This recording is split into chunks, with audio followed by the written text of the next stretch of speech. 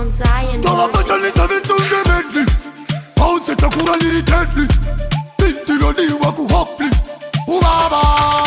Tricep kana kote bicep Se gym kuya mchepeka stepi Wataurira ndida sitemepi Kurwata unge mboma chiwepi Enjoy, enjoy Enjoy andi mespen enjoy Matsaka iwawa enjoy Wataurira ndisi chimtori Aikori, aikori Bounce pa mageti genga aikori Banu kantoza mtori Kubaba, ngebiripiri Bad mind ikaidizisi Into tendereza musoro kwisi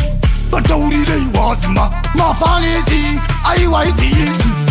Kuva chikara unge trisi Tova chikara magam trisi Hiji tova kowa visi unge pisi Badman gangsta, zilege wizi Bakuruwariwa, bakuruwariwa Onaga penga vatanga kugaira Vakachaira, valosikaira Tova nwa parge mwiwa Bakugaiwa, bakuruwariwa Balonyanya kukiga kiga banogaiwa Baruguruwariwa, apo baruguruwariwa Uno batanga kagem keguruwariwa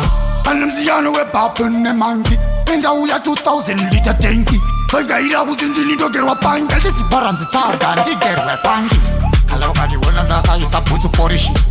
Aiwa uze, aisa bakuti sitarangu Vasame kurita talishi Saka, wauze kaili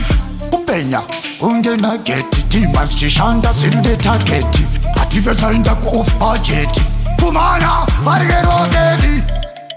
Baliverega pa history Toita mtini mira Piyasi satisa wanega mina nama mystery Baliverega pa history Bakuruwariwa, bakuruwariwa Onaga penga vatanga kugaira Vakachaira, valosikaira Tova nwa parge mwiwa Bakugaiwa, bakuruwariwa Balonyanya kukiga kiga banogaiwa Baruguruwariwa, apo baruguruwariwa Uno batanga kagem keguruwariwa Good event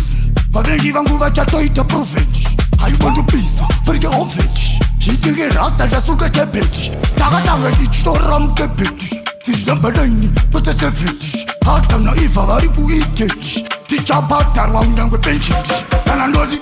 Kana iye pachake anosisiva Mango baba nuitapu ndichiva Mati hariva, inda wakawa Nguma, nemewa munoyana Kana mkayita zekari Akitari, kuvaruva ntari Teka ntaure, tivataurire saka vauze straight Fuda mgazeti